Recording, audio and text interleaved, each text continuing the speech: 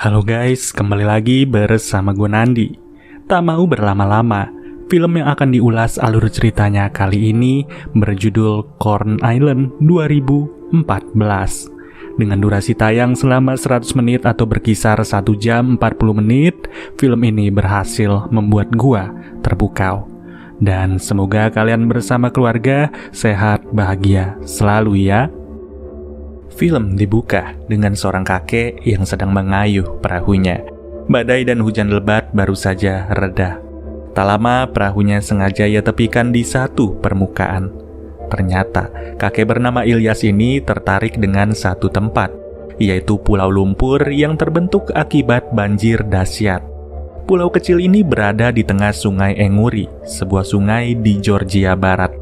Lantas, hal pertama yang dilakukan Ilyas adalah menelusuri. Dari situ ia sadar bahwa dataran kecil ini memiliki tanah yang subur. Tanah baru yang jelas saja tidak memiliki seorang pemilik. Dengan segera Ilyas mengambil potongan kayu di sekitar hutan, di mana ia ingin menandai pulau itu telah dimiliki oleh seseorang. Karena setelahnya Ilyas akan pulang untuk mengambil beberapa material. Alhasil ketika pagi, datang lagi Ilyas dengan perahunya, membawa sejumlah kayu yang harus ia instalasi dengan segera.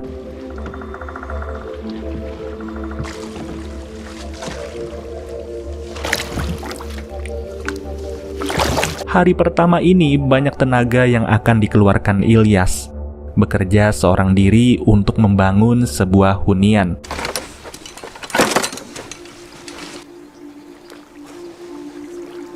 Banyak yang ia pikirkan, salah satunya adalah konsep apa yang ingin ia bentuk.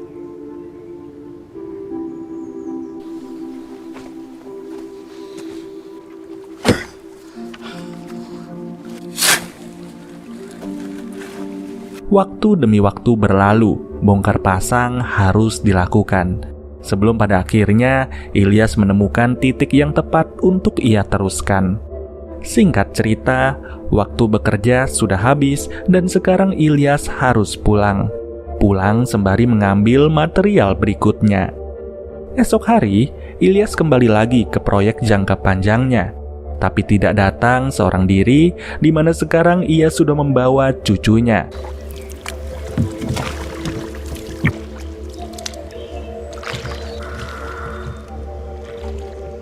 Seorang cucu bernama Maria, dan Maria sudah tak mempunyai lagi kedua orang tua. Ia harus diurus oleh satu-satunya anggota keluarga yang tersisa, yakni Ilyas, kakeknya.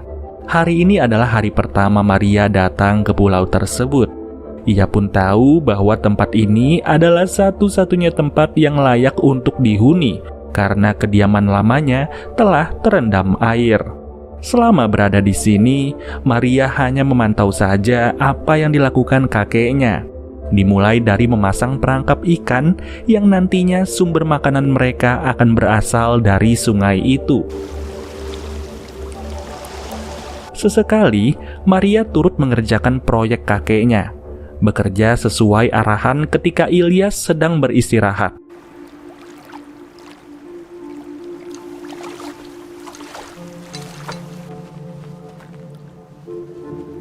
Sepanjang awal film, kita hanya diperlihatkan bagaimana perjuangan Ilyas dan cucunya membangun gubuk sederhana. Bermodalkan material sederhana yang diambil bolak-balik menggunakan perahu kecil.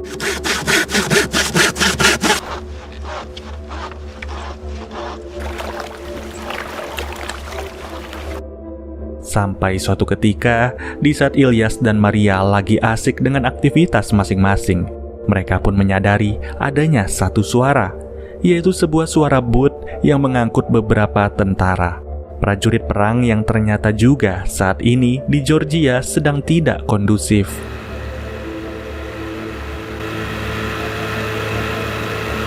Selama beberapa tentara itu melintas, Ilyas dan Maria hanya bisa melihat saja dari jauh. Sesekali tatapan mereka berdua dibalas juga oleh tentara-tentara itu. Lalu, Ilyas pun bercerita bahwa memang ia bersama cucunya sekarang ini sedang berada di area perbatasan. area berbahaya bagi negara manapun yang sedang berperang. Tapi mau bagaimana lagi? Satu-satunya tempat yang bisa mereka miliki adalah pulau ini. Meski berada di area berbahaya, Ilyas sudah tak punya pilihan lain. Lagi pula mereka sekarang ini tidak sepenuhnya tinggal dan selalu pulang tiap selesai bekerja. Namun sebelum pulang, Ilyas akan memeriksa dulu hasil tangkapan perangkapnya. Di samping itu, Maria sudah membawa juga air beserta beberapa roti. Roti dan ikan yang mana untuk sementara harus mereka konsumsi terus-menerus. Maria membantu membersihkan ikan-ikan yang ditangkap. Basic skill jika ingin survive di alam bebas.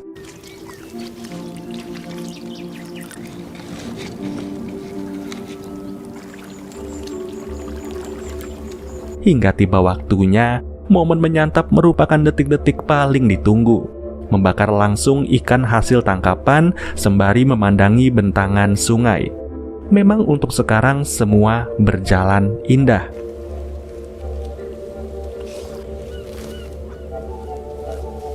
Waktu istirahat berlalu, bekerja pun harus dilakukan lagi.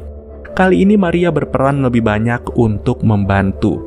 Ia pun mulai paham apa yang sebenarnya ingin dibentuk oleh kakeknya. Sekokoh mungkin dengan bahan seadanya.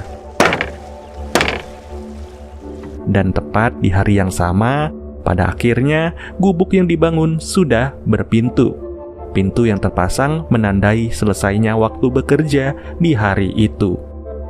Ketika hari berganti, datang lagi Maria dan Ilyas. Tapi sekarang mereka tak membawa kayu, melainkan kumpulan jerami.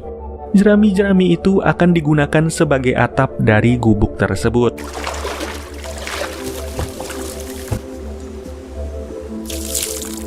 Gubuk kecil dan baru yang sebentar lagi akan siap ditempati. Ilyas harus memastikan betul bahwa pemasangan atap ini dilakukan secara teliti, siap untuk diterpa hujan deras yang bisa saja datang tiba-tiba.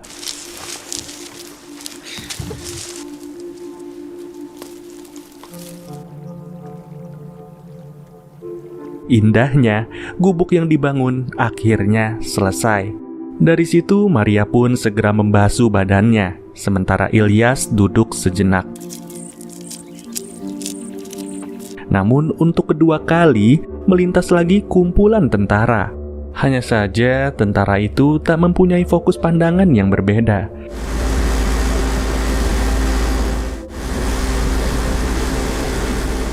Ilyas yang tak mengetahui apa-apa hanya melihat cucunya berlari. Dan seketika para tentara langsung kompak buang muka. Di samping itu, Maria pun baru sadar bahwa tepat hari ini ia sudah puber. Lalu ketika makan siang, seperti biasa Maria membantu menyiapkan ikan hasil tangkapan. Tapi sesekali, ia turut melihat ke wilayah para tentara yang ada di seberang, seolah seperti menunggu kedatangan mereka. Maria cukup lama berdiam diri memandang wilayah itu, sedangkan Ilyas memutuskan untuk menyudahi kegiatan hari ini.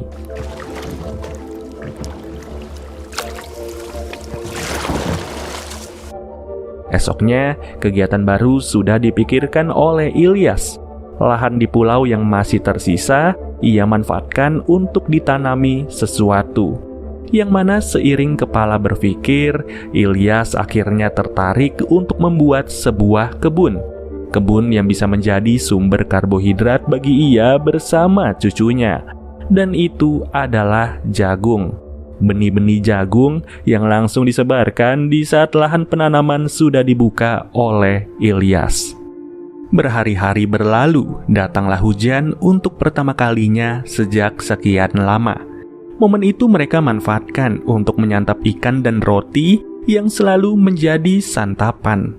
Cuaca yang tak kunjung membaik ini cukup sulit untuk dilewati.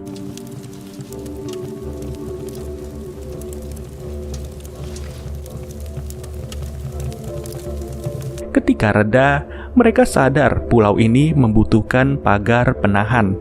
Tak mungkin rasanya untuk membuat pagar dari besi. Jadinya, mereka pergi ke hutan untuk mencari beberapa ranting, dahan, dan dedaunan kering. Sesaat terdengar suara tembakan berkali-kali.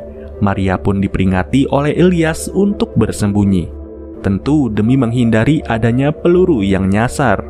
Usai terkumpul, dirangkailah dahan, ranting, dan juga daun-daun di pinggir pulau. Diharapkan sapuan air sungai tidak merusak lahan mereka.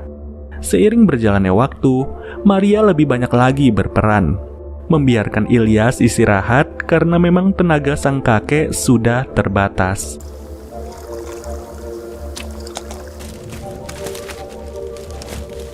Akibat berendam, Maria pun harus menjemur pakaiannya sebentar. Baru setelah itu ia membersihkan ikan-ikan yang akan disantap bersama. Singkat cerita, berminggu-minggu telah dilewati dan jagung yang ditanam sudah mulai terlihat.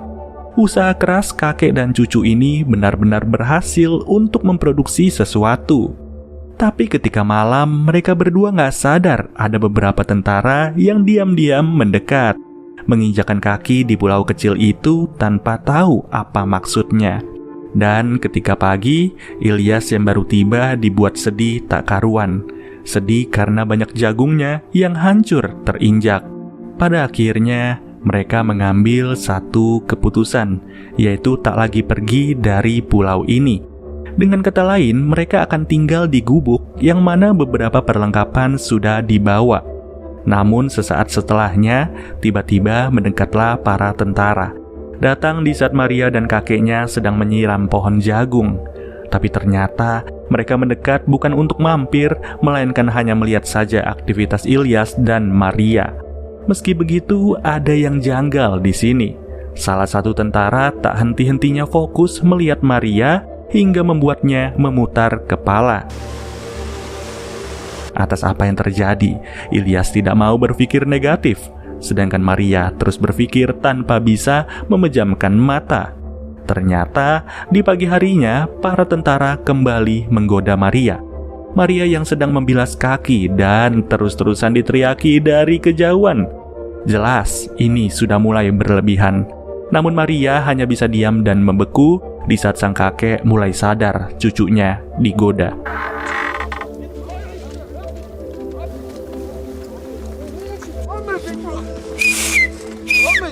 Pada akhirnya Maria harus pergi dan bersembunyi di dalam gubuk agar tidak terlihat. Ilyas pun segera mengancam dengan senjata yang diam-diam ia simpan sebagai perlindungan. Sejak saat itu, perasaan khawatir turut menghantui Ilyas. Tapi mau bagaimana lagi, mereka sudah tak bisa menempati kediaman yang lama. Semua orang sudah melarikan diri dengan cara hidup masing-masing. Kebetulan pemerintahan Georgia sendiri sedang tidak kondusif, di mana para warga sudahlah terlantar. Tak ada jaminan bagi warga untuk bisa dilindungi oleh tentara yang sedang berperang. Mereka memang sedang membela negara, tapi pemerintahan yang tidak kondusif membuat sikap semena-mena turut ada. Hari berjalan cepat dan kita beralih ke suatu malam. Melihat cuaca mendukung, Maria tertarik untuk berendam sejenak.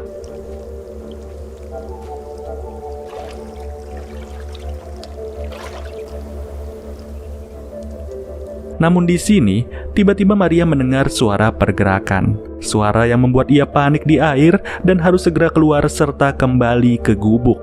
Di mana ketika matahari terbit, Maria bergegas bangun untuk membangunkan kakeknya. Dan ketika memeriksa sekitar, Ilyas yang berada di antara pohon jagung mulai memanggil Maria. Ternyata, tepat di antara pohon jagung itu, Ilyas menemukan satu pria dengan kondisi terluka parah. Tak lama terdengarlah suara bot yang mendekat. Bisa dipastikan itu adalah para tentara Georgia. Kali ini mereka benar-benar mampir, bukan lagi sekedar lewat. Mereka bertanya terkait keberadaan satu musuh yang melarikan diri. Tapi Maria dan kakeknya segera berkata tak tahu sembari menggeleng-gelengkan kepala mereka. Tentu mereka harus berbohong, karena jika tidak, sudah pasti pria yang diselamatkan akan tewas.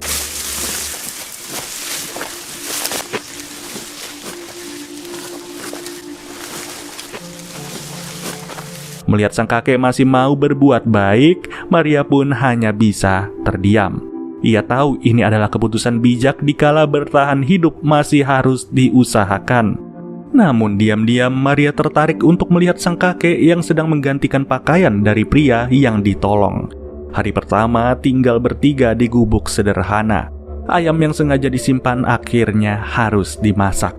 Rencananya ayam itu akan disantap bertiga, tapi untuk sekarang semua hanya diberi kepada tentara tersebut. Tentara yang berasal dari pihak musuh dan seharusnya tidak lagi hidup. Tapi sekarang ia hidup dan pemulihannya terus berjalan baik.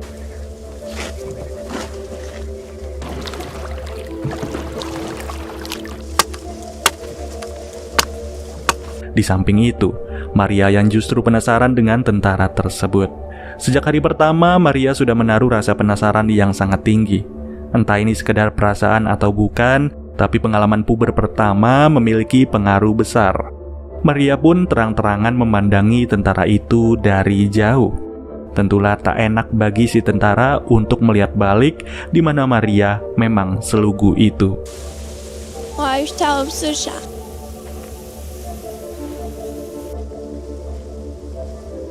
Pada akhirnya Maria sengaja menggoda dengan menyiram tentara tersebut. Kejar-kejaran pun terjadi di sini. Maria sengaja kabur ke dalam pohon-pohon jagung yang tingginya menutupi tinggi badan manusia. Sayang, di momen inilah kepolosannya membuahkan malapetaka. Detik itu juga Maria sudah tak lagi mampu untuk mengontrol dirinya dan ketertarikan ia dengan tentara tersebut semakin tinggi. Miris, Ilyas harus melihat cucunya diobrak-abrik oleh tentara yang ia tolong. Pahit sekali menonton hal itu dan seketika Ilyas langsung membubarkan. Maria dimarahi abis sedangkan tentara yang ditolong hanya bisa menunduk. Dari situ Ilyas membuat keputusan terbesar untuk segera memulangkan Maria. Maria dibawa ke kediaman lama yang telah digenangi banjir. Dengan tidak adanya Maria, Ilyas harus menjalani momen awkward bersama tentara itu. Si tentara mencoba membantu sebelum pada akhirnya ia harus bersembunyi lagi. Tepat saat itu, tentara Georgia datang untuk menanyakan hal serupa kepada Ilyas dan tentu Ilyas menjawab tidak melihat siapa-siapa. Seketika satu tentara menyeletuk apakah ada anggur di sini. Dengan santai Ilyas menjawab masih ada dan tersisa sedikit saja. Pada akhirnya para tentara itu menginjakan kaki di pulau ini. Ilyas sebenarnya bisa saja membiarkan tentara yang ia selamati tewas sekejap. Karena setelah dipikir-pikir, tentara itu tak tahu terima kasih dan malah merusak Maria. Namun karena terlalu baik, Ilyas cuek aja sembari menawarkan anggur yang ia simpan. Sejak saat itulah, tentara yang ditolong Ilyas memutuskan bersembunyi terus di pinggiran pulau.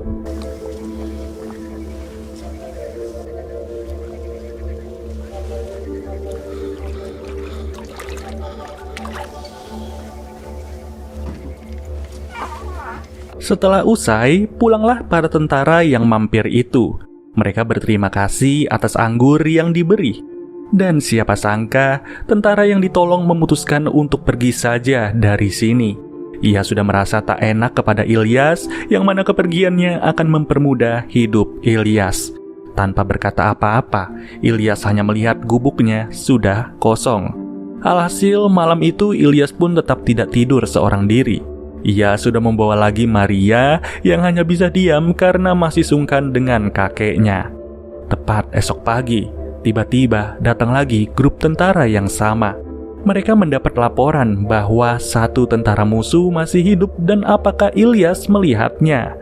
Tentu, Ilyas masih menjawab tidak.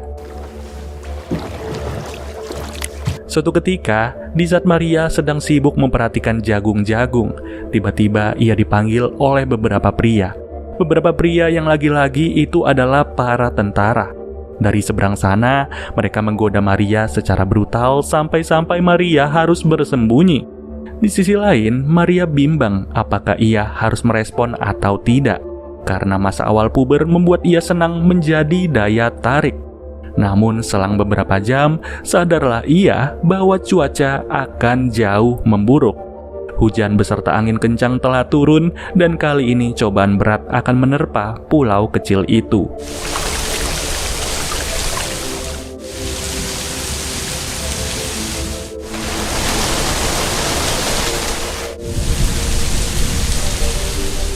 Pagar buatan tak lagi mampu menahan air sungai yang terus naik.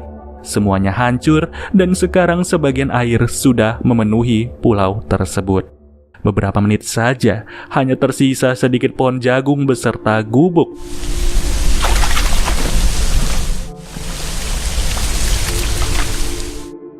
Secara terpaksa, kabur adalah satu-satunya jalan. Sayangnya, Ilyas tak rela meninggalkan apa yang telah ia bangun dan rawat. Ia membiarkan cucunya pergi meninggalkannya dikala genangan air sudah masuk ke dalam gubuk. Dan dengan berat hati, Maria harus menyaksikan sang kakek yang memilih berpegangan pada gubuk itu. Ilyas berharap apa yang ia rawat bisa menolongnya, meski di ujung nyawa Ilyas tak lagi tertolong. Singkat waktu, pulau itu hanya tersisa beberapa petak saja. Di tengah-tengah cuaca yang sangat baik, ada satu survivor yang melihat pulau itu. Ia pun mulai tertarik untuk membangun hunian di sana. Terlebih, ia tak sengaja menemukan satu boneka yang meyakinkannya bahwa pernah ada yang menempati pulau ini. Lalu, pria itu memutuskan untuk mengambil beberapa material dan film pun selesai. Dan di akhir film ini bisa dipastikan Maria tidak ada lagi yang menjaga dan tak tahu apa nasibnya di tangan para tentara. Tapi yang jelas, kakek Ilyas harus pergi selama-lamanya.